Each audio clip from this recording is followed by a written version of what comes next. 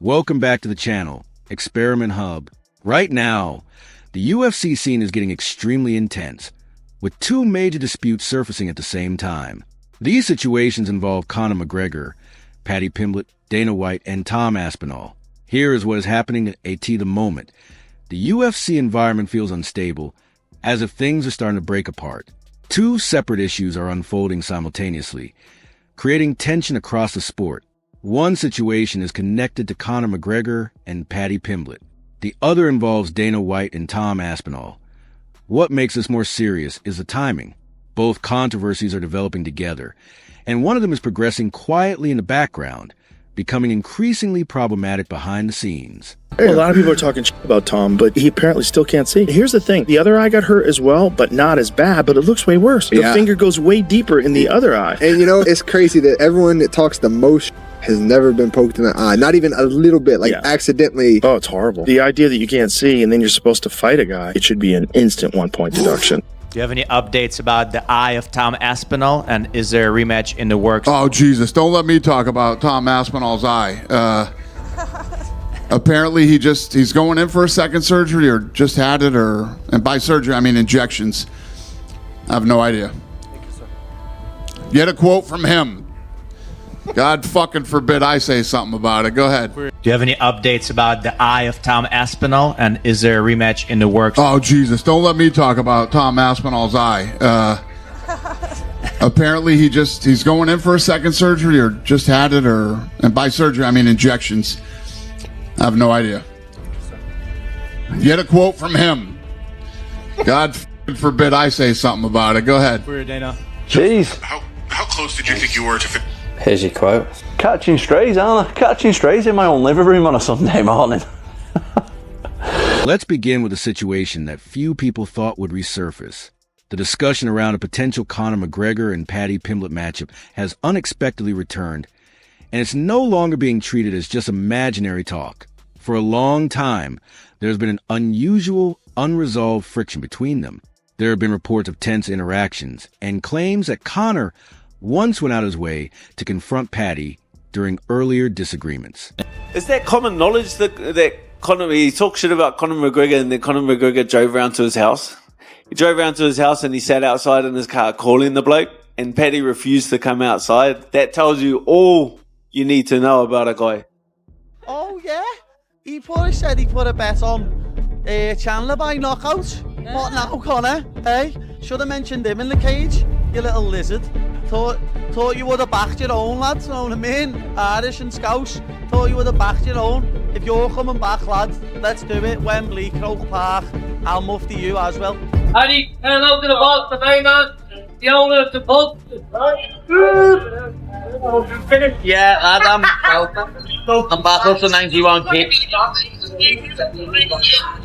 you're a belter, lad. Hey, I've got new teeth as well, look.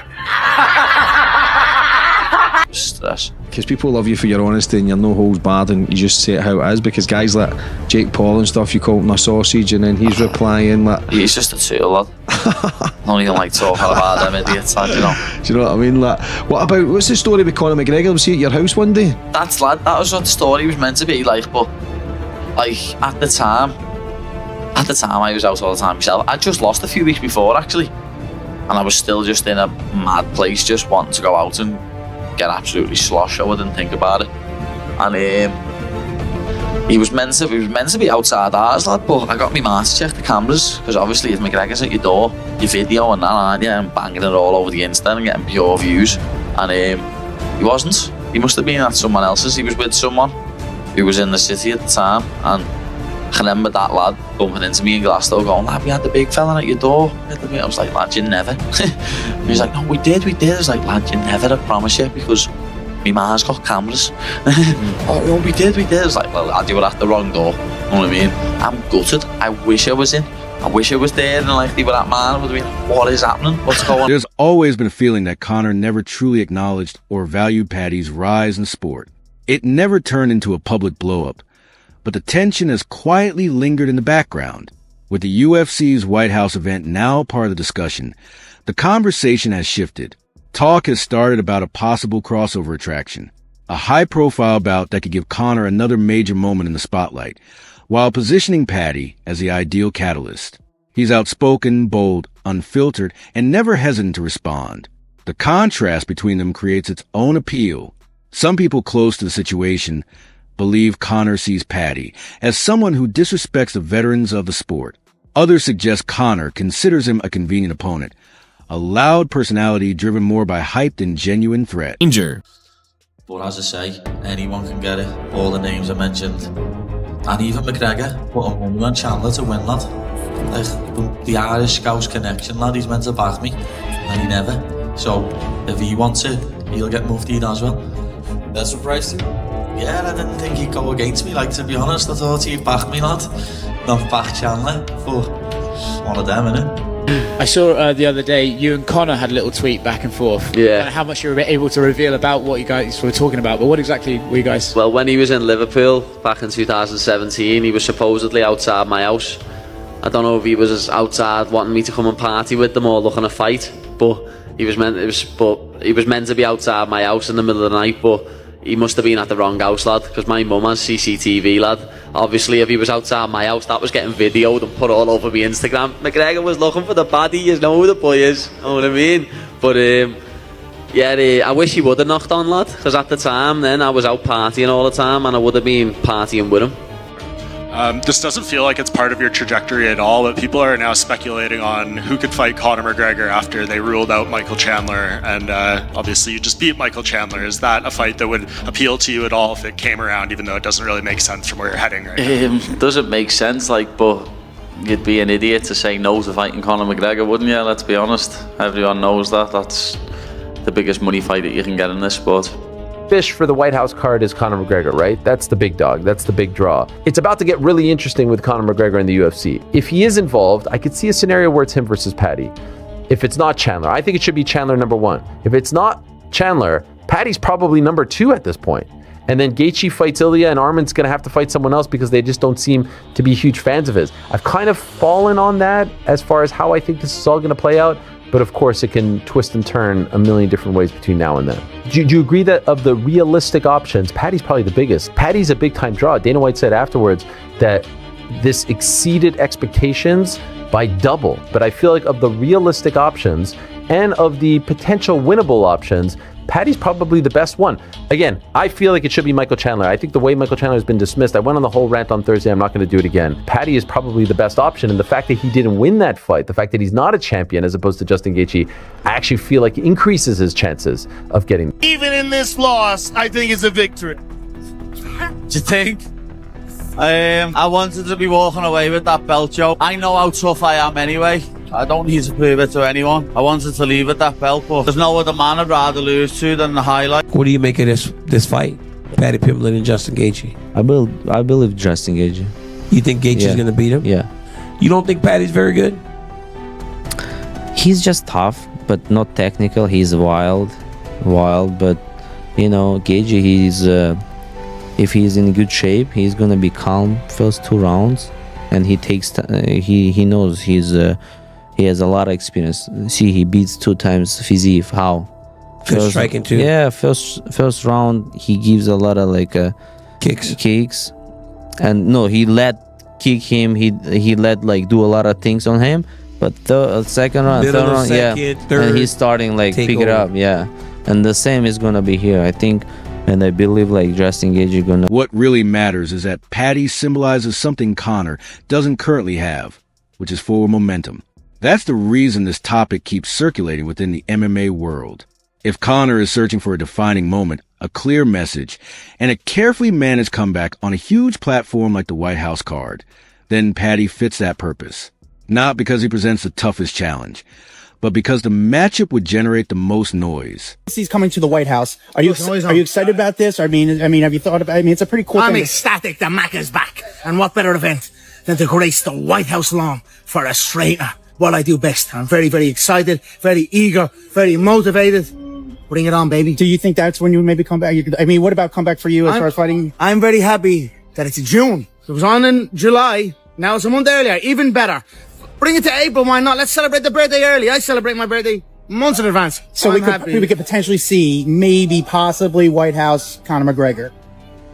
That's a definitely. That's a definitely. That's awesome. For sure, that's my event. That is That's your my event. That event, is. for sure. I am. This is me. Michael Chandler and myself have done the show, The Ultimate Fighter. We've had a good back and forth. He's a good, tough guy.